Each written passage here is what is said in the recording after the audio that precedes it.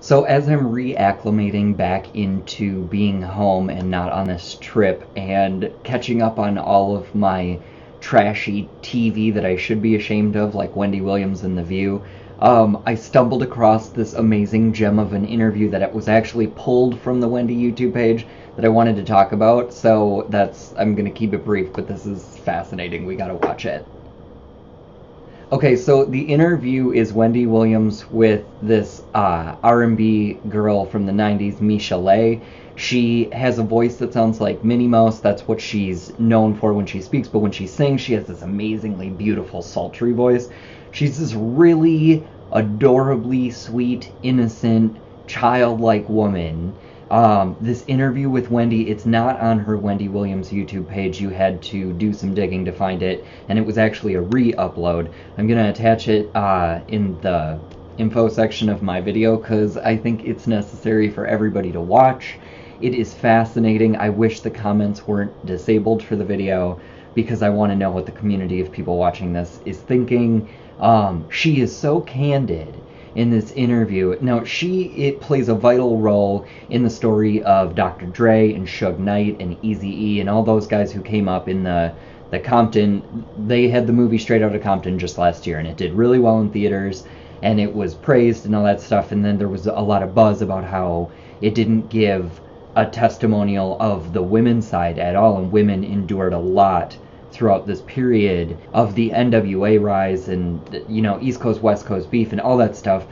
We weren't hearing any of the women's stories, and so there was an outpouring of that, and Lifetime, movie for women, picked up on the Michel'le I story.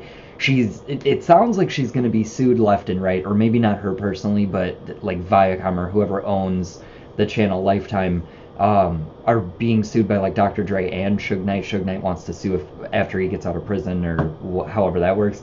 But it's really interesting because it sounds like from just the boasting about it that Wendy Williams is doing and the trailers that are being shown, it sounds like it's going to be incredibly graphic. And I'm like enthralled by this story because I actually care more about the Eazy-E side of NWA and learning how he really died, because I believe that was all an inside job, and I think it was that fast track AIDS bullshit shot that when he was pinned down, I think a lot of shady shit happened. Suge Knight's even joked about it. There's interviews, you could YouTube that. It's really creepy. So I was more curious about that, and I believe that Michel'le I's movie Surviving Compton talks more about how these men are actually truly shady. We've been given a different side, especially with Dr. Dre. Even the guys like Snoop Dogg. And then if you go to the East Coast, P. Diddy or Sean Puffy Combs, whatever you want to call that fucker, and the Biggie story, we don't know fucking shit about it. And there's so much weirdness in 90s hip-hop and stuff that was never talked about. The fact that there's a video, and I think you can find it online, where Tupac hasn't quite become a rapper yet, and he's still at that art school in New York, and I forget what the school was. I don't believe it's Juilliard, but it's a school like that for gifted like artists, and he is gay as press on nails, girls. Like, it's so funny, the rampant homosexuality / homophobia in hip-hop and R&B and the rap world is intense and crazy, and it's never talked about, but it's kind of being talked about now, and it's super weird. And there was just that fucking really weird video with Sean Combs dressed as a woman, or like it was for like Beyonce's soul birthday party or whatever, and I get that it was a theme, but he was sucking on that lollipop a little too hard. I know I'm not the only one. I might attach a clip of that because that shit was weird too. All you ladies pop your pussy like this. Shake your body, don't stop, don't miss. All you ladies pop your pussy like this. Shake your body, don't stop, don't miss. Just do it, do it, do it, do it, do it now. Lick it good. There's testimonies from people like comedians. Oh my god, I wish I could remember. Try YouTubing comedian who jokes about walking in on Puff Daddy in a gay situation at a house party. It's real. Something weird's happening, and I believe there's other sides to these men that they're not talking about. There's very erotic sides to all of these like thugs, like these guys. I don't know.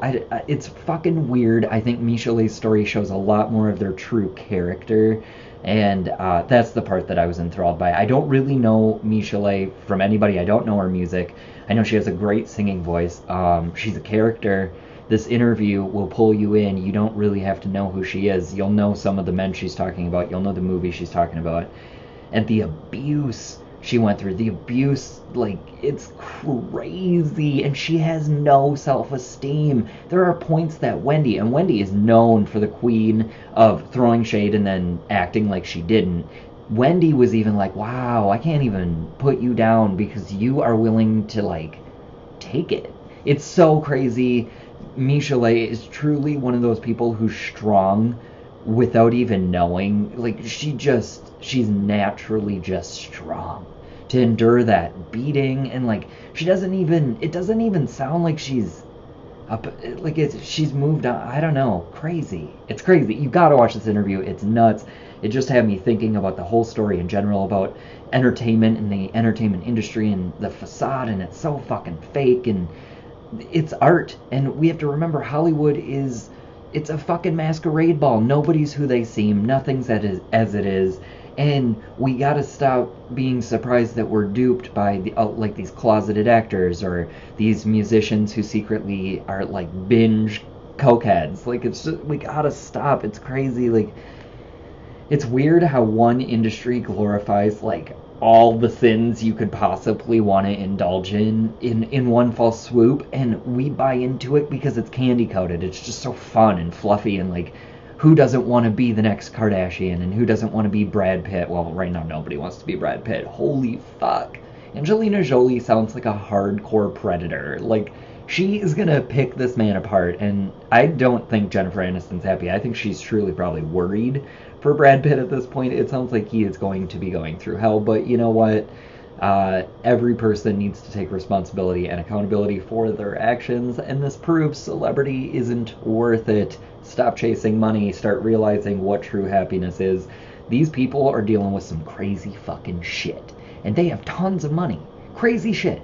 Tons of money. Do your problems seem that bad to you right now when you look at some of this craziness going on in the world? I don't know. Sometimes there's that saying that if everybody put their life's craziness or their baggage in front of them in a pile, and there was this giant pile of everybody's, that you would grab your own bag back, because nobody wants to take on anybody else's bullshit, because we're all dealing with the same crazy world. We're all dealing with this labyrinth of lies, and it's being sold to us in a way, but we have to understand it's a distraction, and we got to get happy inside. We got to be true to who we are. We got to stop fucking buying into everything. It's so fucking weird. But this is a movie I think people should watch. It tells a real story. I don't think it's going to air a lot. I think they're going to get sued for doing it. Check it out while you can. This interview is already being pulled. I'm not sure why, if it's infringing on the channel wanting secrecy about the show because they divulged a lot, or if it's because of the lawsuits surrounding Michel'le in the movie. I don't know. Watch what you can, because when this stuff's online, it's cool to find. Maybe it won't get pulled and it'll be up here forever, and so take your time. But I don't know. I'm just saying, like, fascinating story, fascinating interview. Makes you think about a lot more about the industry and about what we buy into every day, and art in general, and fucking money. Anyway, that's all I have to say about it. I'll attach the link to the person who uploaded the interview with Wendy Whaleyams, so check that out. And then also I might add a clip of the P. Diddy dressed as a woman. I get that it's for Beyonce's like soul party. She had a 35th birthday, and it was like a fucking flashback soul dance. I don't know. It was something, and I get that, but he just watch how he sucks on that lolly. It's sucking on my lolly. I'm just saying, without saying. Okay, check it out. Take care of yourself. Peace. Have fun. By the way, did you hook up with Tupac? Never. I wish I did. Hook up with Tupac? He was Yeah, nice I to you. wish. I would have slept with him. Yeah. Yeah. He was nice to you. I mean, he's good on the eyes, you know. Yes. Uh-huh.